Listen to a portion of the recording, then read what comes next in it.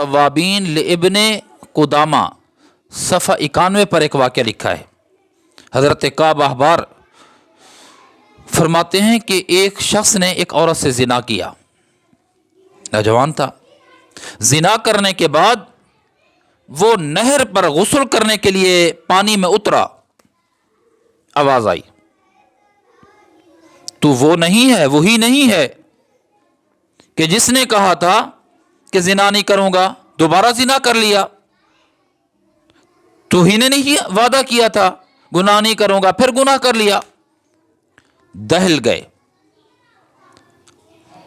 نہر سے جب نکلے نا، پہاڑوں کا رخ کیا، کانپ رہے تھے، ڈر رہے تھے۔ اب جب پہاڑ پر گئے تو وہاں 12 آدمی تھے جو اللہ کا ذکر کر رہے تھے، اللہ کے ذکر میں مشغول تھے۔ یہ ان کے ساتھ ہو گیا۔ ان کا کھانا پینا جتنی تھا، اس کے بعد کھانا جب ختم ہوا تو وہ کھانے کی تلاش میں 12 آدمی نیچے اترے پہاڑ سے تاکہ ہم شہر میں جائیں مزدوری کریں، اور جب شہر میں جانا ہوتا اسی نہر کو کراس کرنا پڑتا تھا۔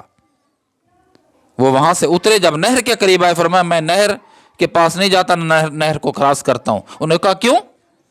کہا وہاں کوئی ہے جو میرے گناہ پر مطلع ہے، میں نہیں جاتا۔ انہوں نے کہا کہ چلو، کہا نہیں چلتا۔ یہ نہیں گئے، یہ نوجوان نہیں گیا وہاں۔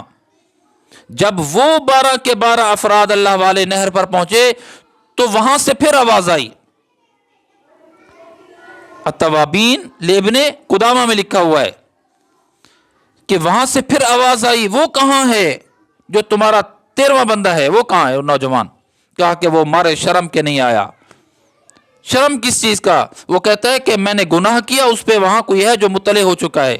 وہاں سے آواز آئی، وہاں سے پھر آواز آئی، کہا کہ جو غلطی کر لیتا ہے اپنے رشتہ داروں کی اور اولاد اپنے والدین کی نافرمانی کر لیتے ہیں اور پھر پکی سچی معافی مانگ لیتے ہیں تو ابا معاف کر دیتا ہے، ربا معاف نہیں کرے گا جس نے سچی توبہ کی ہو۔